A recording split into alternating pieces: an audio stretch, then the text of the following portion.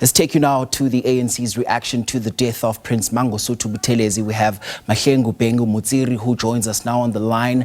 Mahlengi, clearly a very, sad moment for us as South Africans, Mrs. Bhengu-Motsiri. And maybe just talk to us about some of your reactions or immediate reaction to the passing of Prince Mangosuthu Buthelezi. Clearly, a well of wisdom is now gone.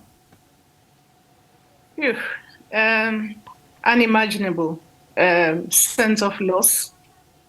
The ANC joining South Africans from all persuasions, really to condole firstly with the family of Umntwana wakwaPhindangeni, Nkosi yakwaButhelezi, a son of the people of Mahlabathini, a son of Princess Magogo, the Prime Minister to Amazulu nation, an elder in our nation. And so certainly the African National Congress is saddened by this. There are just no words to describe this sense of loss. The founder of the Inkatha Freedom Party, we sincerely condole with our colleagues in the IFP. We can't possibly imagine what they are also going through at this point in time.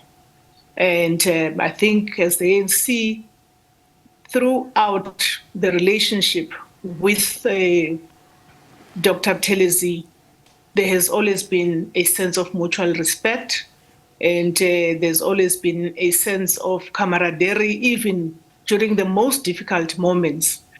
But more importantly, that sense of camaraderie among them as a generation, with Nelson Mandela, Oliver Reginald Tambo, and many others, there was always that sense that they indeed came from a common history, a shared history. And of course, the history books are going to be written about that kind of a relationship. And we choose to focus and we choose to actually honor that. And we honor him and thank him for the service that he has given to the nation. And as one of our nation's elder, has been a parliamentarian as well for the longest time. And I'm now referring to the Democratic Parliament, including the Government of National Unity. And so it is really a sense of loss.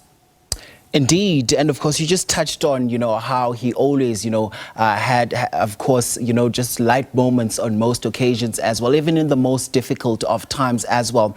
Let's speak about the legacy that he leaves behind. How will he be remembered? Well, I suppose he'll be remembered for a number of things. I mean, he was also a scholar, and I do think that the legacy of literacy, the legacy of education, particularly for the rural child, that was one of his, points of emphasis. I grew up in KZN myself, and I do think that that legacy has got to be hung on to.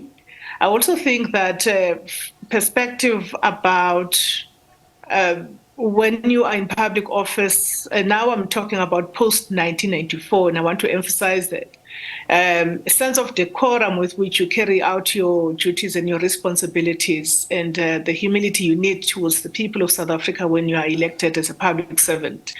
We would remember, just by way of evidence, we would remember how we would admonish some of the parliamentarians in terms of just issues of basic conduct, that we're here to serve the people. Even if we have the wrangling, let it be measured. I would just isolate one or two of those examples. And I do think that, of course, the big issue around rural development, and both in terms of making sure that people that live in rural communities can self-sustain, was one of the things that he was known for. And of course, I think our political editor also touched on, how this was also at a time where he was trying to foster better relations between the IFP as well as the ANC in KZN as well. Can you just talk to us on this? I can say with certainty that Prince Mangosuthu Buthelezi passes on at a time when there had been a conversation, including within the ANC, as recent as a few weeks ago, to make various representations that would be led by our president, also with whom he enjoyed a very, very cordial relationship, in a way that reconnects Ushenge to his genesis, to his history, having been a member of the ANC and one of the founding members of the ANC Youth League. So there had been a lot of, approaches in that regard, and the ANC would continue to do that even when he has passed, because the legacy is a legacy that must still be honored. And this was in the direction of the ANC saying, this person is a child of the ANC, and we will be dishonoring the memory of Oliver Tambo and Nelson Mandela if we didn't go to Shenge and said, even in your days now where you are, we still remember fondly. How can the ANC honor this child, this product of the ANC better? So those are very sensitive discussions.